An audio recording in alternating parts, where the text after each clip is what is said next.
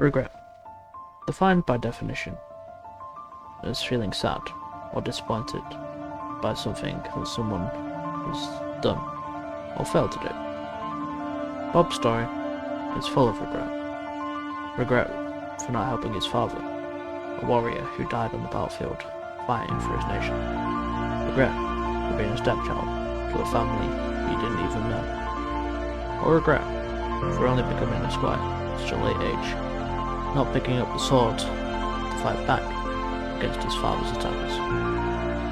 Today, we will see Bob's story. Bob, a regular man, not a lord or a son of the High King, or a hero destined to bring peace to Calgary. Bob is a regular man, with not the funds to make his own army. He must join another. He starts his adventure by making his way to Pravin. A long journey indeed, from where he originally was born and raised. Calgary is a very big nation. Continent? Bob doesn't really know. He's a medieval peasant after all. But Bob makes his way to Pravin, the capital of the Kingdom of Swadia, where he can hopefully enlist in the Royal Army and work towards his own goal. But as Bob makes his way to Pravin, he makes his way through fine fields and grasslands. But before we start, a brief explanation. This will be a 3-part series of Bob's journey and his first 100 days in the Swadian military. But as we see, Bob's journey is just beginning. He enters Pravin, goes to the castle, and requests to join the army.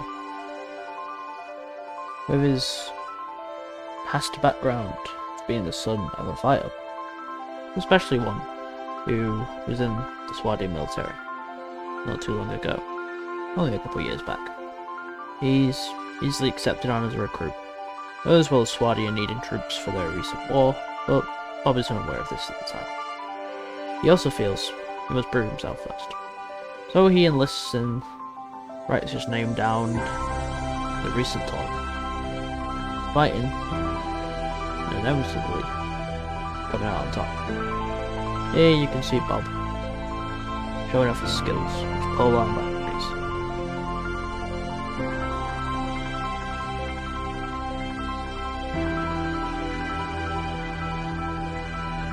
I apologize for the brief period of not speaking. The recording software I was using sort of froze, and I couldn't really talk over Bob's activities in the jousting contest. But as Bob wins the day, the people of Pravin, are now well aware of this local warrior called Bob. Bob then Bob spends his hard-earned money on an arbalist, a siege-type crossbow, similar to the heavy crossbow, but quite more powerful due to being a bit more modernized modernized as you can be in this sort of time period. Bob equipped himself with an arbalist, a powerful crossbow that he will use at the start of his journey, as well as the gear he acquired for becoming a Swadian recruit in the army. But the arbalist is all Bob really needs to buy. He wants to keep the rest of his money in case worse comes to worse and he needs it. And also he doesn't really need to buy any more swords. They're all kind of expensive to barely be an upgrade to what he currently uses. Also, outside of Bob's little story, I didn't want to just buy really powerful weapons off the back, so I felt like I would have been slightly cheating, even though I did earn the money. But no, Bob buys some food from the local market and starts his first couple of days in the army. He spends his first 3 inside of Pravin, guarding the walls and the streets from any bandits or armies that would dare attack the capital of Swadia. But yeah, by now Bob is level 3, thanks to the XP he got from the tournament, and he's very much a very melee focused character. But I digress. With the sun rising and falling, as Bob does his day-to-day activities, be training or just acting as a guard, like most of his fellow battle brothers. After 3 days, he's promoted for his excellent work at keeping the town safe. Thanks to this promotion, that allows him to go on more patrols. He starts patrolling with the Queen and her larger force as they look around for any hostile lords who would be in Swadia's smaller nation at this time. Currently, Swadia is at war with 2 armies, the Vagirs and the Kurgans, I believe. But Bob spends around 20 days, sped up for your viewer enjoyment, going around Swadia as part of the Queen's army. You can also see there for a moment the actual menu for promotion and such. But after 20 days in service, Bob finally gets into his first battle. Feeling this is quite a one-sided battle at first, 280 to 42. Bob feels this is a slightly unhonourable battle, as he was expecting a more even fight, but he dare not speak against the orders of his commander, or else he be kicked out of the army, or worse. But this is Bob's first actual combat experience. Obviously outside of the training he's done Squire, or the tournaments he's been in.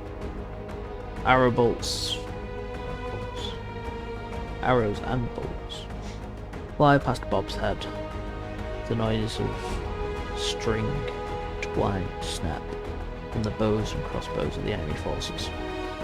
Bob lines up with his fellow archers and crossbowmen, starts firing a barrage upon the enemy shield wall, followed in by a cavalry charge of the various men-at-arms and knights upon the army.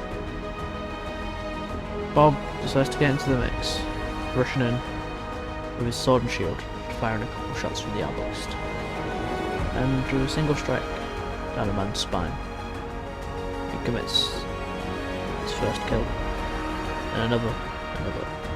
He cleaves through the enemy forces, not really aware of the situation, what he's doing. He cleaves through, just like he would during training. But this is not training anymore. This is real combat. Bob carries on, assisting his fellow brothers in battle,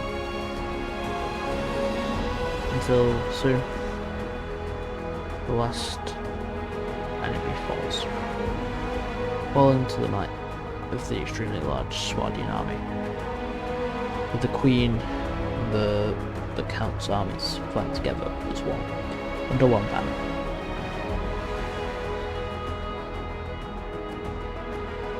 The men cheer for a battle well won, as Bob stands there, his blade a crimson red, his face covered in blood that is not his own.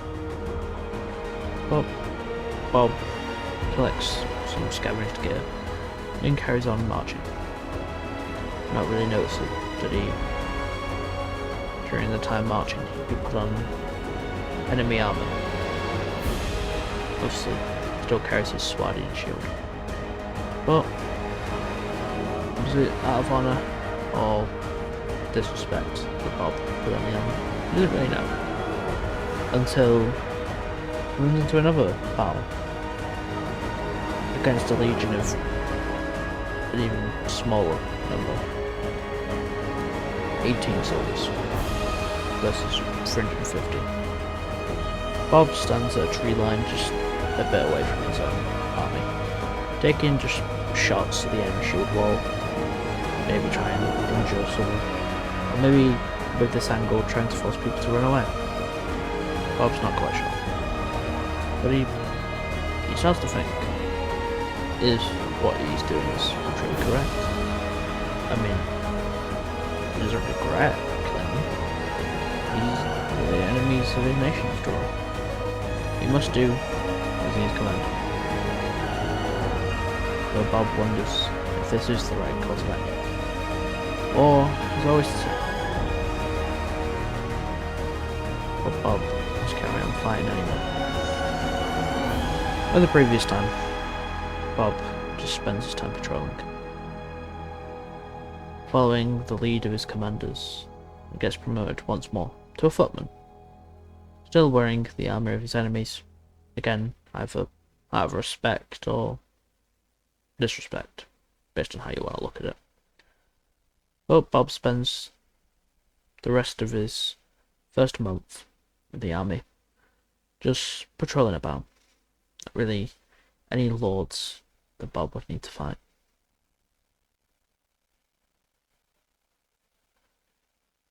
And with that, we come to the end of chapter 1 of Bob's story.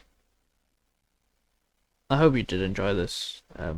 My first time doing something like this, so if you feel there's where I can improve, please tell me.